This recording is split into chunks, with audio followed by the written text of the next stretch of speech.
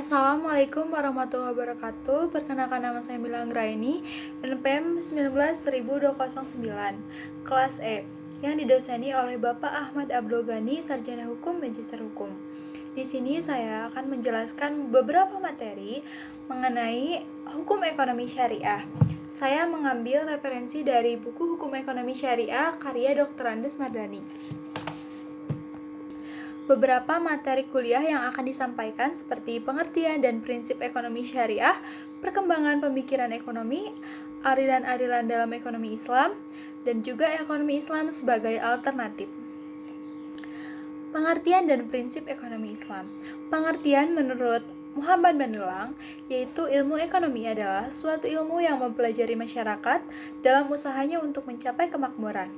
Dan menurut Rohmat Sumitro, hukum ekonomi adalah sebagian dari keseluruhan norma yang dibuat oleh pemerintah atau penguasa secara salah satu berkomunikasi dari masyarakat yang mengatur kehidupan ekonomi masyarakat yang saling berhadapan. Dan hukum ekonomi merupakan kajian secara interdisipliner dan multidimensional, tidak secara mandiri. Dan hukum dan ekonomi yaitu dua sisi mata uang yang saling melengkapi. Menurut Profesor Muhammad Manan adalah ilmu ekonomi Islam adalah ilmu pengetahuan sosial yang mempelajari masalah-masalah ekonomi rakyat yang diilhami oleh nilai-nilai Islam.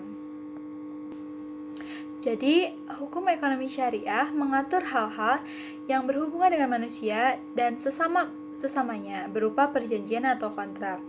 Nah, berkaitan dengan hubungan ekonomi manusia yang dengan objek atau benda-benda ekonomi atau komoditi, seperti ketentuan hukum terhadap benda-benda yang menjadi objek dan kegiatan ekonomi. Prinsip-prinsip ekonomi syariah menurut pendapat beberapa para ahli. Yang pertama, pendapat Profesor Yasir Nasution. Ada tauhid, keadilan, keseimbangan, kebebasan, dan pertanggungjawaban. Yang kedua, ada pendapat Dr. Andes R.D. Warman Warhim. Ada tauhid, adil, nubuwah atau kenabian, dan yang keempat ada khilafah atau pemerintahan, dan yang kelima ada ma'ad atau hasil. Nah, untuk ada beberapa kesimpulan yang saya tarik. Yang pertama yaitu terdapatnya benang putus dalam sejarah pemikiran ekonomi yang melatar belakangi peneliti untuk mengkaji kembali sejarah pemikiran tentang ekonomi yang di dalam perkembangannya. Kemudian diakui adanya great gap atau sejarah pemikiran ekonomi dari pemikir Islam dan Barat. Dan selanjutnya, di masa Dark Age dunia Barat pada abad 743 Masehi, yang tak melahirkan pemikir-pemikir di segala aspek ilmu pengetahuan, ternyata justru merupakan masa Golden Age dunia Islam yang mencoba ditutup-tutupi oleh Barat. Dan telah lahir para pemikir Muslim tentang teori-teori ekonomi yang banyak kemiripannya dengan teori ekonomi umum oleh pemikir ekonomi konvensional sebagai hasil penemuan mereka. Dan selanjutnya, periodisasi sejarah pemikiran ekonomi dalam dunia Islam dikelompokkan menjadi 4 fase. Fase pertama adalah awal peletak dasar pemikiran pada abad 5-11 Masehi, dan fase kedua yaitu abad 11-15 Masehi, dan fase ketiga pada abad 15-20 Masehi, dan terakhir yaitu fase keempat adalah pemilih kontemporer. Dan juga ada beberapa teori ekonomi syariah yang dipakai oleh pemikir ekonomi Barat. Yang pertama ada teori Pareto Optimum yang populer dalam ekonomi konvensional dan diambil dari pidato Ali bin Abi Thalib yang dikumpulkan dalam suatu kitab yang bernama Nahjul Balaghoh. Dan yang kedua ada Bar Hebraicus, yaitu pendeta agama yang bernama Jacob Cart menyalin beberapa bab yang berhubungan dengan ekonomi dalam kitab karya Al-Ghazali yang berjudul Ihya Ulumuddin. Dan yang ketiga ada Gresham Law dan Ores Matratis yang diberlakukan dalam bisnis internasional dan diambil dari kitab karya Ibnu Taimiyah.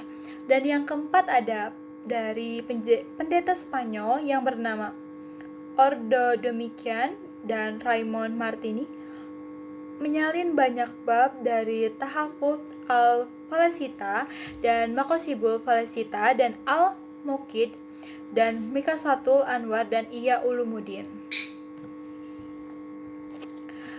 Ada beberapa sikap dalam mempelajari ekonomi syariah. Yang pertama yaitu pendekatan menolak. Jadi, dalam pendekatan menolak itu seperti segala sesuatu yang bertentangan dengan prinsip agama Islam harus ditolak. Dan berlakunya mekanisme filter dalam proses islamisasi ekonomi seperti masalah ekonomi dari kelangkaan sumber daya untuk memenuhi kebutuhan yang tidak terbatas. Jadi harus disaring dulu oleh moral filter sebelum diadopsi ke ekonomi syariah. Dan selanjutnya ada pendekatan memadukan, seperti selain menolak elemen-elemen yang tidak sesuai dengan nilai, prinsip, dan kaidah hukum ekonomi syariah, juga mengakui kebaikan-kebaikan yang terdapat dalam sistem ekonomi lain. Dan yang ketiga ada pendekatan menambah nilai. Jadi sistem ekonomi syariah adalah hal yang baru dalam perkembangan ekonomi di dunia. Oleh karena itu harus diupayakan agar nilai-nilai yang baru itu memberikan sesuatu yang baru dan lebih baik dan bermanfaat bagi kehidupan manusia. Alhamdulillahirrahmanirrahim, berikut pemaparan beberapa materi dari buku Hukum Ekonomi Syariah. Terima kasih. Wassalamualaikum warahmatullahi wabarakatuh.